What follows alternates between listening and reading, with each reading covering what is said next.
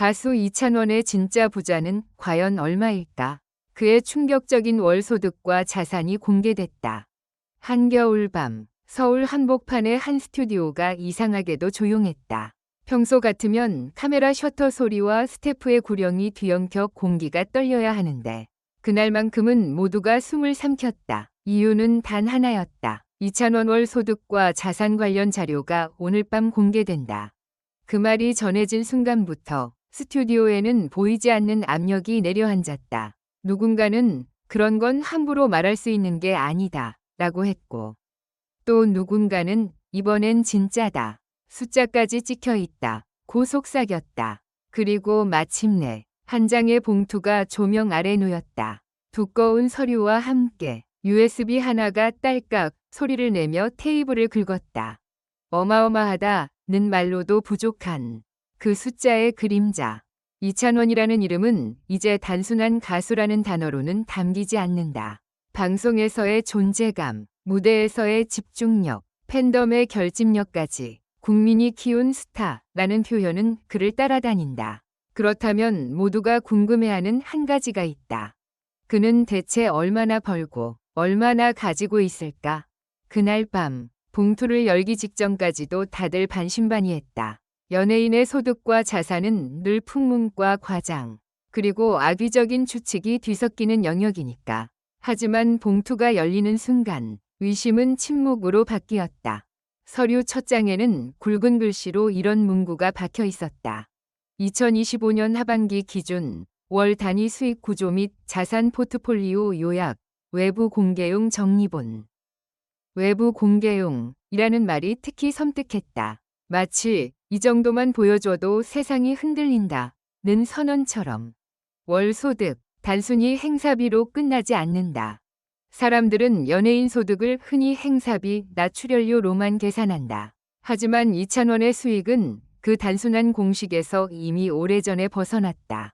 서류 속에는 월 소득이 하나의 줄로 적혀 있지 않았다. 대신 여러 갈래로 찢겨 있었다. 마치 거대한 강이 지류를 수십 개로 뻗어나가듯.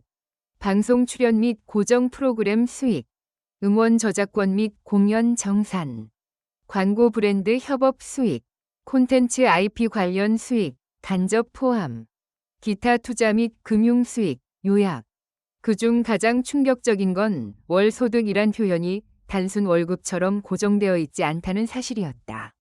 어떤 달은 방송 촬영이 몰리고 광고 캠페인이 겹치면 수익이 폭발적으로 치솟고, 어떤 달은 비교적 낮아 보이지만 저작권과 정산이 뒤늦게 들어오며 다시 반등한다. 서류는 이 흐름을 한 문장으로 정리했다. 월 소득은 변동성이 크나 평균치가 일반적인 톱 연예인 기준 상위권 구간에 지속적으로 위치. 여기서 모두가 숨을 멈췄다. 상위권이라는 단어는 완곡하지만 업계 사람들은 안다. 이 표현이 뜻하는 건 한두 번 반짝한 수준이 아니라는 것을 꾸준히, 구조적으로, 그리고 다층적으로 돈이 들어오는 시스템이 완성돼 있다는 뜻이다. 그럼 진짜 부자위 기준은 어디서 갈리는가? 사람들은 보통 얼마 벌었냐에만 매달린다. 하지만 진짜 부자는 단순히 수입이 큰 사람이 아니다. 지출을 통제하고 리스크를 분산하고 자산을 축적하는 방식이 다른 사람. 이찬원을 둘러싼 이야기가 무서운 이유는 바로 이 지점에서 시작된다. 서류 중간에는 이런 항목이 있었다. 자산 구성, 유동성 자산, 부동산, 금융상품, 기타, 권리 계약 지분성. 그리고 다음 페이지, 종이 한 장이 넘어갈 때 공기가 더 무거워졌다. 그 페이지에는 숫자가 있었다. 다만 우리가 흔히 기대하는 자극적인 총자산 얼마 같은 한 줄이 아니었다. 대신 자산을 덩어리로 쪼개고 각 덩어리의 특징을 설명하는 방식이었다. 그 설명은 이렇게 적혀 있었다. 유동성 자산, 일정 비율 이상 유지, 예상치 못한 상황 대비. 부동산, 거주 목적 플러스 안정적 자산 방어 성격. 금융상품, 분산형, 변동성 완화 목적. 기타 권리 계약, 장기적으로 가치가 커질 가능성이 있음. 여기서 폭탄 같은 문장이 마지막에 숨어 있었다. 기타 권리 계약 항목은 대중이 체감하는 현금 자산과는 다르나 향후 자산 가치에 큰 영향을 줄 수 있음. 즉, 이찬원의 부는 지금 당장 통장에 꽂힌 돈만이 아니라 그의 이름, 목소리, 콘텐츠, 그리고 계약 구조 전체에 묶여 있다는 뜻이다. 뜻밖의 반전, 그 자료를 보낸 사람이 따로 있었다. 그런데 여기서 가장 소름 돋는 장면이 등장한다. USB를 연결한 순간 파일 목록 맨 위에 낯선 폴더 하나가 떠올랐다. 폴더명 REDACTED 밑줄 관리자용. 누군가 급히 마우스를 움직였고 화면을 가리려 했다. 하지만 이미 늦었다. 화면 한쪽에 짧게 스친 메모 파일 제목이 모두의 눈을 찔렀다. 왜 지금 공개해야 하는가? 스튜디오 안이 얼어붙었다. 이건 누가 보낸 거지? 이건 정리본이라며 관리자용은 뭐야? 마치 공개용이라는 말이 오히려 진짜는 따로 있다는 경고처럼 느껴졌다. 그 순간 한 스태프의 휴대폰이 울렸다. 화면에는 저장되지 않은 번호. 전화를 받은 스태프의 얼굴이 순식간에 하얗게 질렸다. 그리고 낮게 말했다. 지금 그 파일 열면 안 된대요. 누가요? 모르겠어요. 근데 이름은 관리팀이라고만.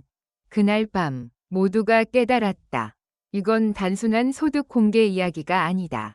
누군가가 이찬원의 부를 무기처럼 꺼내 들고 있다. 부자라는 단어 뒤에 숨은 진짜 전쟁, 이미지, 신뢰, 그리고 팬덤. 이찬원의 팬들은 그를 돈으로만 평가하지 않는다. 오히려 그 반대다. 성실함, 진정성, 무대의 태도, 말 한마디의 품격, 그것이 그를 지탱하는 기둥이다. 그런데 만약 그가 이렇게 벌고 있다는 정보가 잘못된 방향으로 퍼진다면? 돈 벌고 변했다. 팬심 이용해서 벌었다. 이미 자산가라 더 이상 절박함이 없다. 이런 말들은 순식간에 사람들 마음속에 불씨를 던진다. 그래서 자산 공개는 항상 칼날이다. 잘 쓰면 투명함이 되고 잘못 쓰면 공격 소재가 된다. 그런데 서류는 의외로 자랑이 아니었다. 오히려 냉정했다. 지속 가능한 활동을 위한 구조, 리스크 관리, 장기 계약의 안정성, 마치 기업의 재무 보고서처럼 감정을 배제한 문장들. 그런데도 사람들이 충격을 받는 이유는 단 하나다. 이찬원의 부는 운이 아니라 설계였기 때문이다. 마지막 장, 공개된 숫자보다 더 충격적인 한 줄. 서류 맨 끝, 아주 작은 글씨로 적힌 주석이 있었다. 대부분의 사람은 놓칠 뻔했지만 누군가 확대해 읽어냈다. 본 요약본은 소문 차단 목적을 포함하며 실제 계약 범위는 별도 관리 문서에 따름. 소문을 차단하기 위해 공개한다? 그 말은 곧 이미 소문이 돌고 있었고 누군가 그것을 통제하려 한다는 뜻이다. 그날 밤 이후 업계에서는 두 가지 이야기가 동시에 떠돌기 시작했다. 하나는 이찬원은 정말 상상 이상으로 안정적인 자산가다. 다른 하나는 더 어두웠다. 누군가 이찬원의 이름을 이용해 판을 흔들려고 한다. 그리고 사람들은 묻게 된다. 가수 이찬원의 진짜 부자는 과연 얼마일까? 하지만 더 정확한 질문은 어쩌면 이것일지 모른다. 그의 자산이 공개된 진짜 이유는 무엇일까? 스튜디오에서 USB를 뽑던 그 손이 마지막으로 떨렸다. 모니터는 이미 꺼졌지만 화면에 남은 잔상은 사라지지 않았다. 폴더 하나, 관리자용이라는 글자가 마치 경고등처럼 머릿속에서 깜빡거렸다. 그리고 다음 날 아침, 한 줄의 익명 제보가 기자들에게 동시에 도착했다. 진짜 파일은 공개되지 않았다. 아직 시작도 안 했다. 이찬원의 부는 숫자로 끝나지 않는다. 지금 이 순간 누군가 그 숫자 뒤에 숨은 이야기를 꺼내려 한다. 그리고 그 이야기가 세상 밖으로 나오는 순간 우리가 알고 있던 이찬원이라는 이름은 또 다른 의미로 흔들릴지도 모른다.